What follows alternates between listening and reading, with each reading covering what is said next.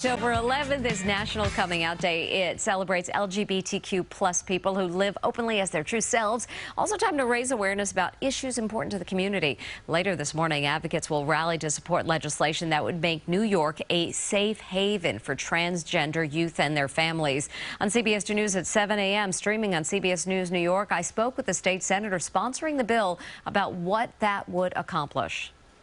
What our bill would do is draw a line in the sand that New York welcomes transgender kids and their families for this type of important medical intervention. It's going to ensure that these kids and their families aren't going to be separated from their parents if they come to New York seeking gender-affirming care. It's going to prohibit law enforcement here in New York State from cooperating with other states' investigations regarding gender-affirming care.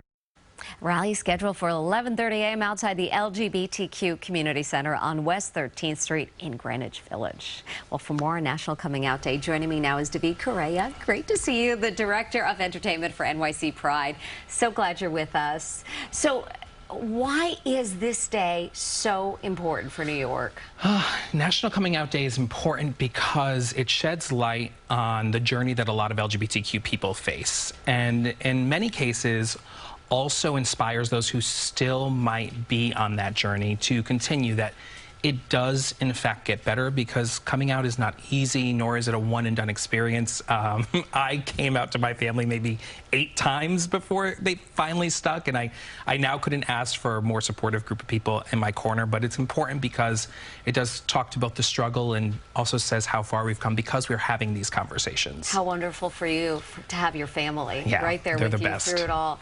There are 2 special times that we're celebrating this month. October is LGBTQ plus History Month and National Hispanic Heritage Month. Tell us how those 2 intersect in the city. Well, we're talking about 2 historically marginalized communities who are comprised of vastly diverse people of different religions, creeds, backgrounds, and something that both communities share, aside from the diversity, is also pride. Pride in our history when we think about leaders like Sylvia Rivera and Pedro Zamora, pride in our present and in our future when we think about Representative Richie Torres and activist Victoria Cruz still doing the work. And they've given me the opportunity as someone who is a part of both communities to sit here today with you and be on this incredible platform talking about both of my communities.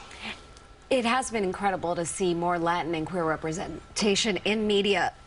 More and more each and every day we're seeing that, and that must be something wonderful to see. Yeah, I mean, I get so excited when we talk about this because I remember the first time that I saw Wilson Cruz on television, and I said to myself, oh man, I'm not alone. I'm not the only one. And now we have folks like Ariana DeBose, who earlier this year won the Oscar for her role in West Side Story, the first openly queer Afro-Latina to take home that award. And people like Ariana and like Wilson are doing the work day in and day out to make sure that we're visible all the time. I want to ask you about your role as the Director of Entertainment for NYC Pride. What can folks look forward to in 2023? I know there's a lot of planning that goes into this. There is a ton of planning that goes into it. We are in the early stages still, but right now we're looking for community input. Every year, New York City Pride has a theme, and 2022, our theme was Unapologetically Us. Before that, it was The Fight Continues. And so we want to hear from the community. What do you think the theme should be in 2023? And folks can submit on our website, nycpride.org, until October 16th. All right, that's exciting. And I know there's so many events going on, even this week. And Chicago the Musical having a special event. Give us a little idea about what that's going to be like. Yeah, I mean, it falls on Spirit Day, and there's no better place I'd rather be on Spirit Day than celebrating a friend of mine, Angelica Ross, who's now on Broadway, making history as the first openly trans actor to take on the role of Roxy Hart.